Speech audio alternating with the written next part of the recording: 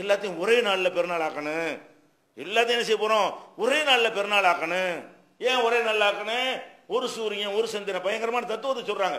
ஒரு சூரியன் தானே இருக்குது, ஒரு சந்திரன் தானே இருக்குது, ஒரு சூரியன் தான் இருக்குது. ஒரு சூரியன் தானப்பா நமக்கு பகலையும் இன்னொருத்தனுக்கு ராத்திரியும் காட்டுது. சூரியன் ஒன்று தான். சூரியன் ஒன்றுனால எல்லாத்துக்கும் ஒரே மாதிரி காட்டுமா? உங்களுக்கு நண்பகலை காட்டுது, 90 டிகிரியில் உள்ளவனுக்கு சாயந்தரத்தை காட்டுது, இந்த பக்கம் 90 டிகிரியில் இருக்கிறவன இந்த பக்கம் 90 டிகிரியில் இருக்கிறவனுக்கு காலையை காட்டுதா இல்லையா? இதே பெரிய நமக்கு உச்சியில் இருக்குல்ல, இதே சூரியன் 90 டிகிரி அங்கே உள்ளவனுக்கு என்ன வசதிக்கும் மறைகிறதா தெரியும். 90 டிகிரி இந்த பக்கம் உள்ளவனுக்கு அப்போ தான் உதிக்கும்.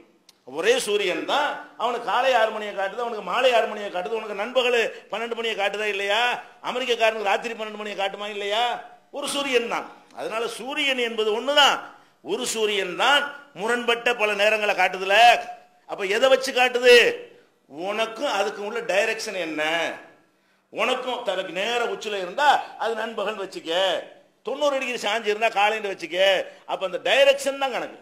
சூரியன் நமக்கு எந்த டைரக்ஷன்ல இருக்குதோ அதுல இருந்து வெளிச்சம் கூடுவது கிடையாது, அதுல வெளிச்சம் குறையிறது கிடையாது. எல்லா நேரத்திலும் ஒரே மாதிரி தான் சூரியன் இருக்கிறது. அது எவ்வளவு டிஸ்டன்ஸ்ல இருக்குது, எந்த டைரக்ஷன்ல இருக்குங்கிற வைத்து தான் காலையா பகலா சாயந்தரமா எல்லாம் முடிவு பண்ணுகிறோம். இதை நம்ம மனுஷனு இதே அடிப்படலாம். சந்திரனை பொறுத்தாலும் அது ஒண்ணுதானே இருக்குது. அது எப்படி நமக்கு நாளை காட்டுதுன்னா அது இருக்கிற டைரக்ஷனை வச்சு தான் காட்டுது. அதுவே காட்டாது. அது எப்பவும் இருட்டையும் எப்பவும் பாதி இருட்டையும் பாதி பகலையும் தான் காட்டும். சந்திரனை பொறுத்த வரைக்கும் அதனுடைய பாதி எப்போது இருட்டு பாதி எப்போதும் வெளிச்சம் என்றுதான் அது காட்டி கொண்டிருக்கும். அப்ப உங்களுக்கு காட்டுவதற்கு என்ன செய்யறது?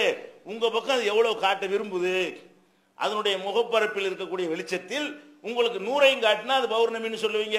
100ஐயும் எடுத்துக்கொண்டு அமாவாசைங்க 1% 2% கூட்டிட்டு வந்துச்சுன்னா 1 2 3 எண்ணிட்டு போவீங்க. உங்களுக்கு காட்டுறது அந்த வெளிச்சத்தை வாங்கி உங்களுக்கு எந்த அளவுக்கு உங்களை நோக்கி திரும்புகிறது, வெளிச்ச பகுதியை உங்களை நோக்கி எந்த அளவுக்கு திருப்புகிறது, இருட்டு பகுதியை உங்கள் பக்கம் எந்த அளவுக்கு வைத்திருக்கிறது என்பதை வைத்துத்தான் நம்ம என்ன செய்யறோம்? தீர்மானிக்கிறோம். இந்த அடிப்படை வழங்கி கொண்டீர்களே. ஆனால் ஒரு சூரியன் ஒரு சந்திரன் பேச இயலாது. ஒரு சூரியன் தான், ஒரு சந்திரன் தான். ஒரு சூரியன் எப்படி பல நேரங்களை காட்டுகிறதோ ஒரு சந்திரன் ஒருவருக்கு ஒரு நேரத்தில் இன்னொருத்தருக்கு இன்னொரு நேரத்திலையும் காட்டும். இதை விளங்கிட்டாங்கன்னா எல்லாம் ஒரே நாளில் கொண்டு வருதுங்கிற அடிப்பட்டு போய்